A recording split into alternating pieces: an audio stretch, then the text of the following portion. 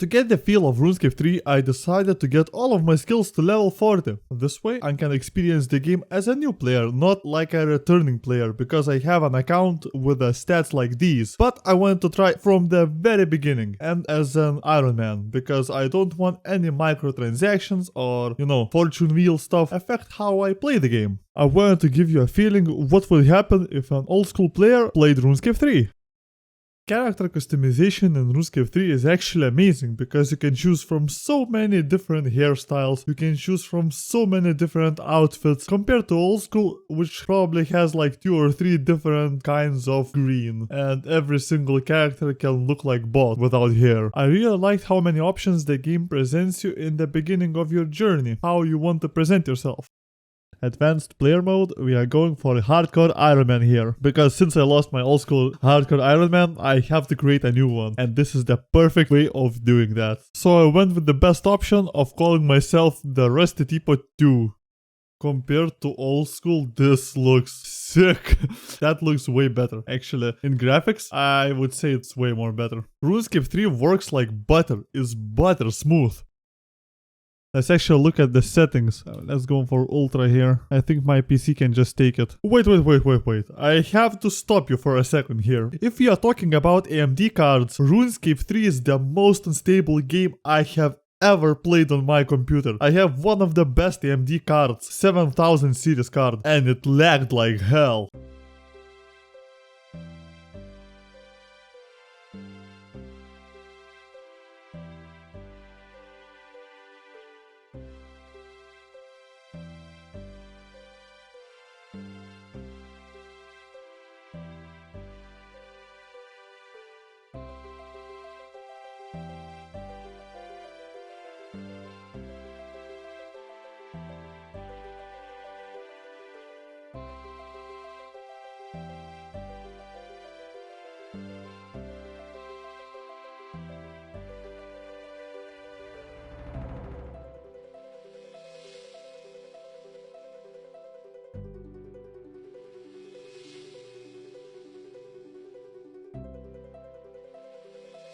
But there is a light at the end of the tunnel, because when I contacted Jax support, they sent me this exact driver number and it fixed every single problem. Haven't crashed since.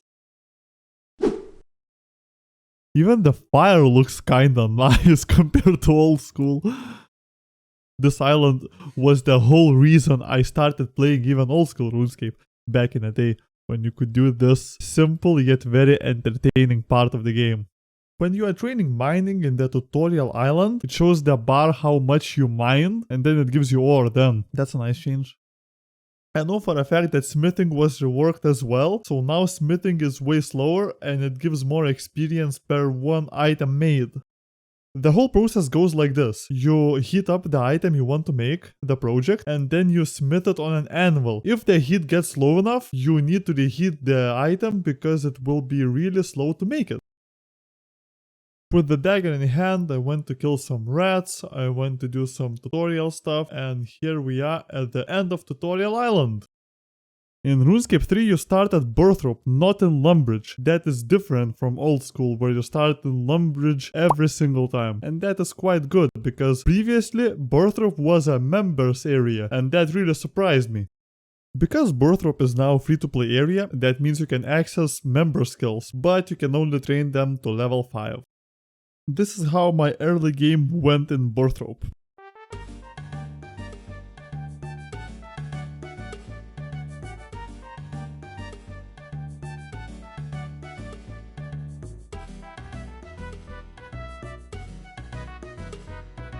So now I'm gonna do mining. I think I'm just gonna grind as much mining as I can to make bronze bars and some equipment to level up my smithing and mining at the same time.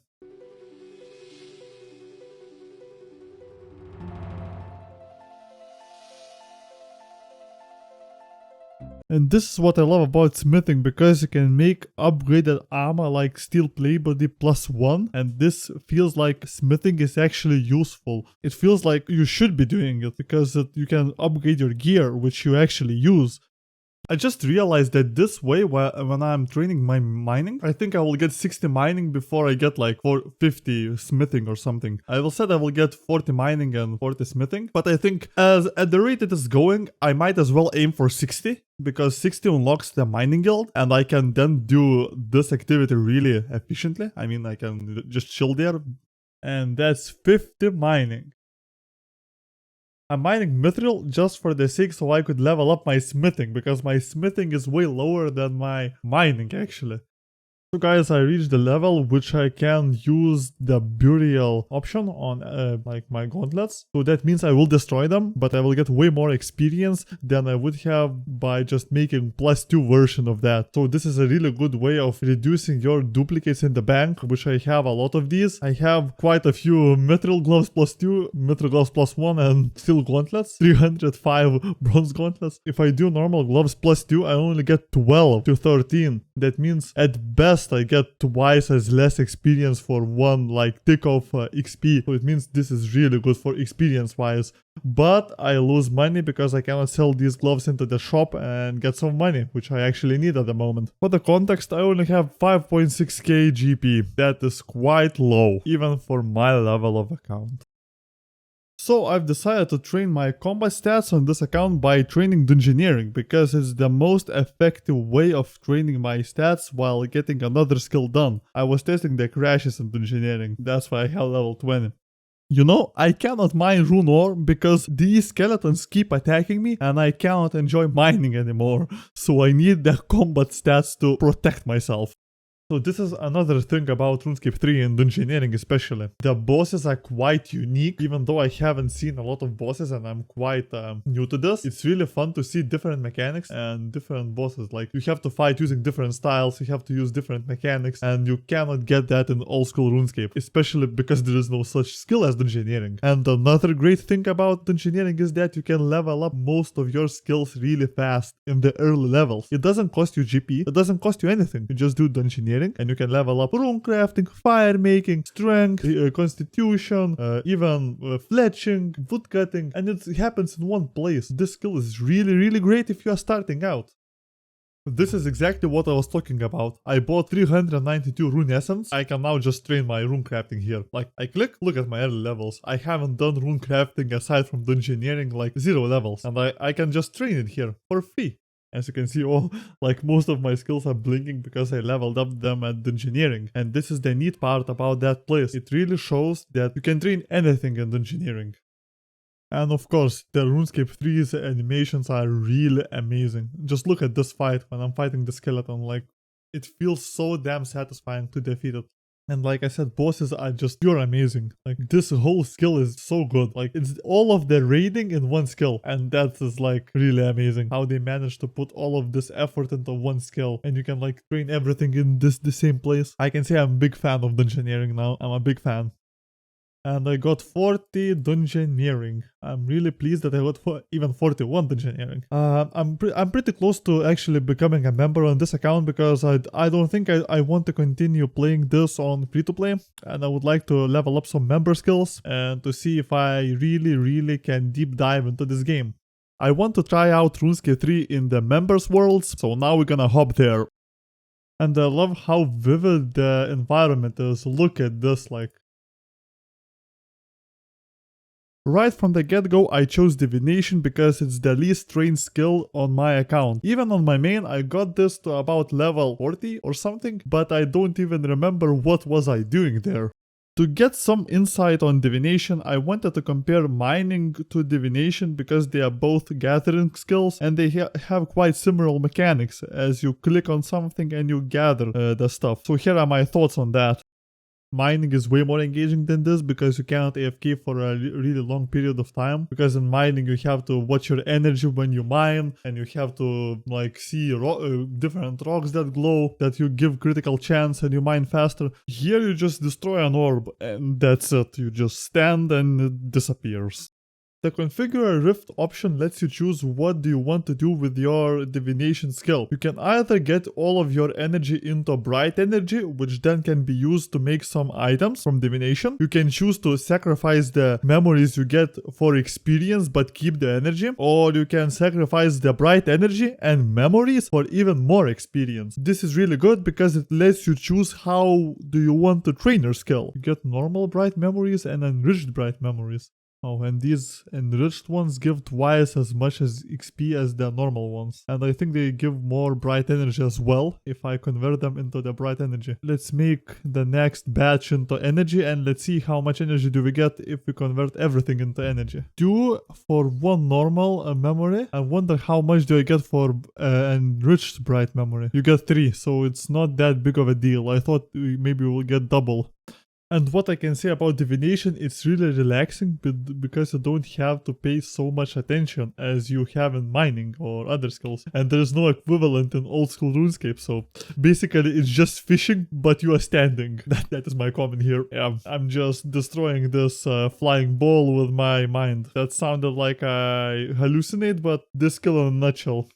You can buy a boon of sparkling energy, which is a boost that boosts your gathered energy by 10%. So that means if you are staying at the lower tier place, I mean 10 levels behind your current level, you are getting better energy return. You get more energy if you stay there. So that is really good because if you want to make some kind of item from the previous tier faster, you buy this boost and it's permanent. It will always work better in that place for you by 10%. So that is a really good mechanic that I should mention here. I really loved that you are not forced to buy this boost. You can just skip it. You don't need it. If you don't want to gather some low level energy that you don't need, you are not obliged to buy it. You can just skip it. I think divination is not bad, but it's not for me since I don't want to AFK now. Let's move on. Firstly, I'm gonna need to level up my fletching. My fletching is really low, it's at level 4, so that means I have to cut normal trees to get some logs to level it up. And my fire making is 25, so it's pretty close to my woodcutting level, and this one is gonna be easy because fire making was one of the fastest skills even in RuneScape. I mean old school RuneScape, so I'm not worried about that here.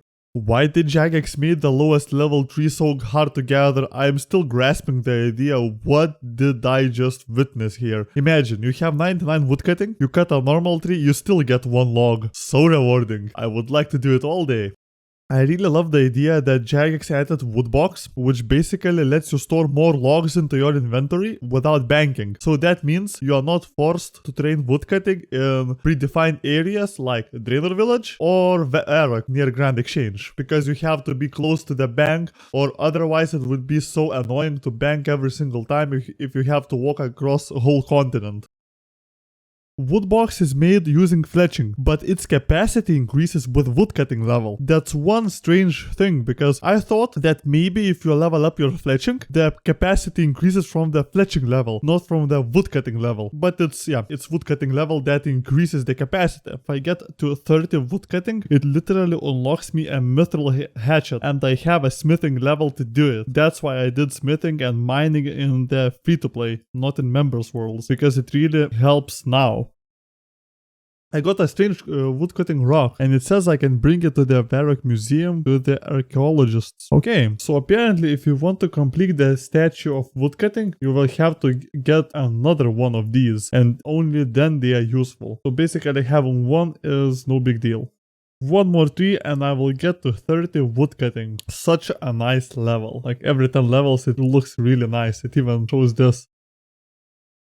So I've gotten 2 inventories, so it means 240 normal logs. I think that should get me to 15 fletching and I won't need to do this again. And here is level 15 fletching. No more running because I do not have to chop normal logs anymore. That is such a relief. I was cutting oak short bows and oak shield bows to get to 32 fletching. With 32 fletching, I had to find a new way to level up my fletching the fastest, so I went straight ahead to the Draenor Village because that place is closest to the bank. That's 50 woodcutting. With 1210 willow logs stacked in my bank, I will be able to get 40 fletching and 40 fire making easily. The fire making will be the easiest part, and fletching will require some kind of banking, you know, back and forth, but it will be really, really fast. That's 40 fletching easily, and 40 fire making. With these 2 skills done and even exceeding my expectations on woodcutting, I went to train fishing because this was one of those skills that is really fun to train. Why is this so close? Like, it feels so close in this place. You could actually jump over this. No problem. You could just jump over. You can get strange rocks when you are skilling, and you can bring them to the Varrock Museum to get some bonus experience. I do not think this mechanic should be in the game. When you are skilling, you can just skip 2 or 3 levels for free. I feel that is just making you go to the end game. But why not make early game enjoyable? So you would play more game? Why? There is such a mechanic. Like I said previously, I do not like that kind of thing when game tries to just rush over itself so you would get to the better stuff. No, I want to play bad stuff the very beginning. I just love how amazing this scenery looks. Admire the view. That's 40 fishing and 40 cooking, and now I'm done with the skills for this episode, but I want to mention one other thing. During this week when I was filming this video, I did wilderness minigames with the community, and I really felt that is a really good idea to bring everyone together. But one thing that stood out to me was that it really breaks the immersion when everyone is walking around with goose weapons, flying with without clothes and something like that in a medieval game. That is bad. But one good thing about that is that the rewards are really good even on low level accounts. So if you want to get some good rewards with minimal effort, just do it. It only takes 7 minutes and you get 250k, 500k and something like that. You can see my rewards flashed here.